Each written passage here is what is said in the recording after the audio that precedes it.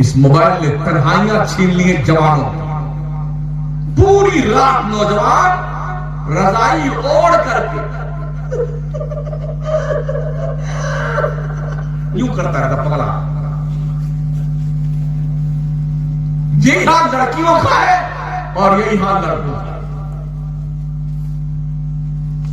اس نے تنہائیاں چھین لی, ہماری سوچ اور فکر چھین لی. آج بھی اسرائیل میں 22 سال کی عمر کے پہلے کسی بچے کے ہاتھ میں موبائل نہیں دیا جاتا ہے. کہاں بیٹھے ہیں ڈاکٹر اقبال؟ پڑھ لکھ کر کے جب یورپ سے آئے, کچھ سالوں کے بعد پھر یورپ گھومنے گئے. سنڈے کا دن تھا, وہ پارک میں گئے. ادھر بچے کھیل رہے تھے, گھومتے رہے پارک میں, گھومتے رہے. جس کا جو مشغلہ تھا وہ اپنا کام کر رہا تھا. ایک پیڑ کے نیچے ایک چھوٹا بچہ بیٹھا, قلم دوات لے کچھ لکھ رہا تھا کاپی پہ.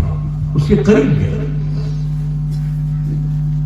دیکھتے رہے. بچے نے دیکھا, پلٹ کر کے کہا, بیٹے آج سنڈے کا دن ہے, کھیلنے کا دن ہے, انجوائے کا دن ہے. آج سارے بچے کھیل رہے, تم نہیں کھیلتے. اس بچے نے جواب دیا, سر ہماری قوم ویسی بھی مٹھی بھر ہے دنیا کے نقشے پہ. شاید ہوگا. ہاں آج تو مدرسے میں صبح ناشتہ بھی ملتا ہے, جیسا بھی ملے. دوپہر کا بھی کھانا ملتا ہے, شام کا بھی کھانا ملتا ہے. لیکن اس دور میں ایسا کچھ نہیں تھا. ماں نے روٹی دی تو بیٹے نے سکھا کر کے روٹی کو رکھ لیا. جب بھوک لگتی تو 24 گھنٹے میں ایک روٹی دجلہ کا پانی لے کے آتے, برتن میں اس پانی کو رکھ کر کے روٹی کو توڑتے اور اس کو پی لیتے. اس طرح سے 100 روٹیاں 100 دن میں کھائی تھی. جب روٹی ختم ہو گئی تو اپنا جبہ بیچ دیا پڑھنے کے لیے. جبہ بیچ کر جو پیسہ ملا تھا وہ ختم ہو گیا, اپنی جوتی بیچ دی. وہ پیسہ بھی ختم ہو گیا, اپنا امامہ بیچ دیا. وہ پیسہ بھی ختم ہو گیا. پھر فرماتے ہیں روتے ہوئے گھر کو لوٹے کہ میری غربت نے مجھے پڑھنے نہیں دیا. ایک محدث ہیں جنہوں نے 2000 حدیث کی جلدیں قلم سے لکھی تھی. 2000 قلم تراشتے جاتے تھے اور لکھتے جاتے تھے. جو قلم کا تراشا اکٹھا کیا تھا نا انہوں نے, انتقال کا وقت آیا تو فرمایا جب میرا انتقال ہو جائے تو لکڑی کہیں سے مت لانا, جو میں نے قلم کے تراشے اکٹھا کیے ہیں میرے غسل کا پانی اسی تراشے سے گرم کیا جائے جلا کر کے, تاکہ جو حدیثیں میں نے لکھی ہے اس کی حرارت میرے جسم کو پہنچے. یہ علم کی قدر تھی. اور جب ان کے انتقال کے بعد اسی تراشے سے پانی گرم کیا گیا تو پھر بھی تراشے بچ گئے تھے پانی گرم کرنے کے بعد. میرے شیخ عبد القادر جیلانی بھی بغداد پڑھنے ہی گئے. آج تو گلی گلی مدرسے قائم ہیں یار, تقریباً ہر گاؤں میں مدرسہ ہے. ایک ایک ضلع میں 10 دارالعلوم آپ کو مل جائے گا. پھر علم کیوں نہیں حاصل کرتا؟ اس راہ کے مسافر کیوں نہیں بنتے ہوئے؟ کرناٹک کے علاقے میں تقریر کرنے جانا ہوا میرا, چک منگلور. صبح میں فجر کے بعد جب 7:30 بجے ایئرپورٹ جانے لگا, مجھے مولانا جو چھوڑنے آ رہے تھے مفتی رفیق صاحب تھے. میں نے کچھ بچوں کو لوٹتے ہوئے دیکھا, چھوٹے بچے, 10 سال کے بچے, بچیاں تھیں. بچیاں نقاب میں تھیں اور بچے جبہ اور امامہ میں تھے. کرناٹک میں ایک سینٹنس تقریباً ہر جگہ ہم نے لکھا دیکھا, بہنوں تم حجاب میں رہو دنیا اوقات میں رہے گی. جی بڑا اچھا جملہ مجھے لگا. جگہ جگہ سے بورڈ پہ لکھا ہو کرناٹک کے علاقے میں, مسلم بہنوں کو مخاطب, بہنوں تم حجاب میں رہو دنیا اوقات میں رہے گی.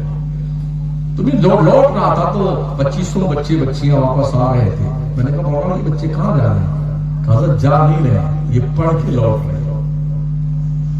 میں نے کہا اتنے سویرے؟ بولے ہاں. 4 بجے ان کی مائیں صبح اپنے بچوں کو جگاتی ہیں, نہلا دھلا کے انہیں مدرسہ بھیجتی ہیں.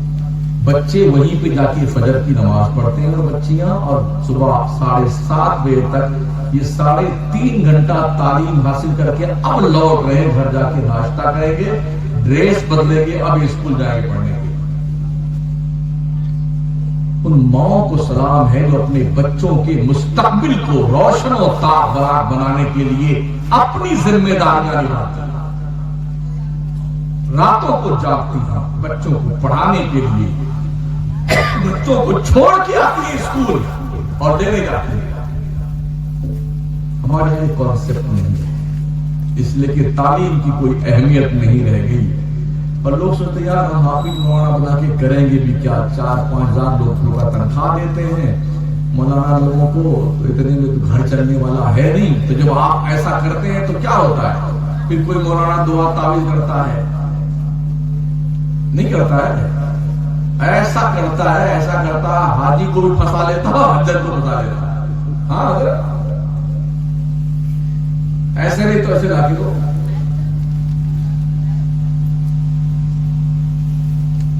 بس پلیتا ڈال دیتے ہیں۔ آج میں نے حاجی صاحب کو تھوڑا ادھر دیکھتے دیکھا ہے، بس اتنی بات تھی، اب وہ لگی رہے محجل سوا ایسا کوئی پلیتا بنا دیجئے کہ حاجی صاحب کو بالکل ہمارے قبضے میں رہے، 5100 روپیہ لگے۔ اور میں کہوں گا ان اماموں سے جو کمیٹیاں تمہاری بات نہیں سنتی ہے، تنخواہیں کم دیتی ہیں، ان کو 5100 روپے کی تعلق بناؤ، ہاں بیٹھو، تاکہ ڈھنگ کی تنخواہ تمہیں رہے۔ بیچارہ کیا کر رہے ہیں؟ کیا مولوی کے بچے نہیں ہوتے؟ ان کے گھر میں خرچہ نہیں ہوتا ہے؟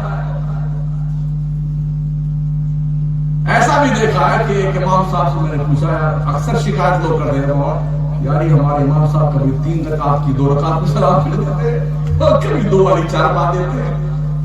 تو میں نے اس سے پوچھا یار ایسا کیوں کرتے ہو حضرت؟ کیا ہوتا ہے جب نیت باندھتے ہیں تو سیدھے بازار میں پہنچ جاتے ہیں، یا اللہ ٹماٹر 80 روپے کلو ہے، یا اللہ پیٹرول بھی 100 روپے لیٹر ہے، یا اللہ لہسن 200 روپے کلو ہے، اللہ اکبر، بولے حضرت پتہ نہیں چلتا ہے کہ 3 کی 2 ہی، تو کم از کم تنخواہ اتنی دو کہ آپ کا امام نیت باندھنے کے بعد بازار میں نہ جائے، مسجد میں رہے، ڈھنگ سے آپ کی نماز پڑھائے۔ اور جو مقتدی بدماشی کرتا ہے نا، اماموں سے گزارش ہے اس کی شکلیں پہچان لو۔ اللہ نے فرمایا یوم ندعو کل اناس بامامہم، حشر کے میدان میں ہم مقتدیوں کو ان کے امام کے ساتھ بلائیں گے، مقتدیوں کو ان کے امام کے ساتھ بلائیں گے۔ تو جو کمیٹی کا ممبر صدر سیکریٹری زیادہ بدماشی کرتا ہو پہچان دو ان کی شکل کو، اور حشر کے میدان میں جب مقتدی امام کے ساتھ بلایا جائے اللہ سے کہے یا اللہ یہی کمینہ بدماش تھا، یہ صدر ہے، صدر اتنا نالائق تھا، کمینہ، بہت پریشان اس نے کیا، پھر انشاءاللہ مزہ آئے گا۔